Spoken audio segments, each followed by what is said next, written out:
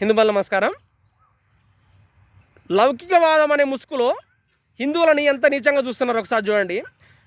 మైనార్టీలకి ఏలు తెగితే అరిసి గగ్గోలు పెట్టేటటువంటి లౌకికవాద పార్టీలన్నీ కూడా హిందువుల తలలు దిగిపడుతున్నా కానీ, హిందువులని హీనంగా చూస్తున్నా కానీ, అవమానిస్తున్నా కానీ ఏ ఒక్క నాయకుడు, ఏ ఒక్క లౌకికవాద నాయకుడు కూడా మాట్లాడు, ఏ ఒక్క లౌకికవాద పార్టీ స్పందించదు.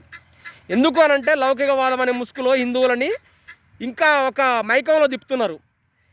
ఈ మైకం నుంచి హిందువులు బయటపడే రోజు వస్తుంది. అప్పుడు మీ తాట తీసే రోజు కూడా దగ్గరలోనే ఉంది. కాబట్టి ఈ లౌకికవాదులారా ఇక్కడైనా కూడా హిందువుల గురించి ఆలోచించకపోతే మీ పర్థం పట్టే రోజు వస్తుంది, గుర్తుపెట్టుకోండి. ఎందుకు ఈ మాట అంటున్నానంటే చూడండి, హిందువులారా ఒకసారి 100 కోట్ల మంది ఊచకోత కోస్తామనంటే ఏవైనా ఒక నాయకుడు కూడా స్పందించడు. తమిళనాడులో ఒక మంత్రివాడు కరోనా 40 పురుగు 40 మాట్లాడితే ఎవడు కూడా స్పందించడు. ఈ అద్దెకి దయాకర్ లాంటి వాడు పాకిస్తాన్ని ప్రేమిస్తున్నా కానీ ఎవడు స్పందించడు.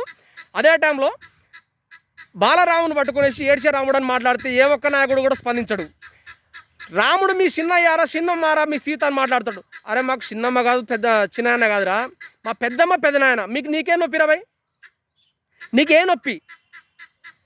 అరే మీకు పార్టీ పరంగా ఏమంటే మీరు మాట్లాడుకోండి, కానీ హిందువుల జోలికి వస్తే పండబెట్టి దొక్కుతాం బాడకావాలారా. ఏం తమాషాలు చేస్తారా మీరేమన్నా? అరే నిన్ను ఒకరు దొక్కనవసరం లేదు అద్దెంక దయాకరు, నిన్ను ఇంకొక రాజకీయ నాయకుడు దొక్కనవసరం లేదు. నిన్ను నువ్వే దొక్కేసుకుంటావు. నీకు ఇంకా ఇంతవరకు ఎమ్మెల్యే కూడా గెలవనట్టుంది. ఇక నీకు గెలిచే రోజు కూడా లేనట్టుంది ఇంకా. ఎందుకంటే గుర్తుపెట్టుకో, నీ నియోజకవర్గంలో నీ క్రిస్టియన్లే కాదు హిందువులు కూడా ఉంటారు. ఆ మాట గుర్తుపెట్టుకో. హిందువులలో సగం మంది ఆలోచించినా కానీ నీ పతనం గ్యారంటీ.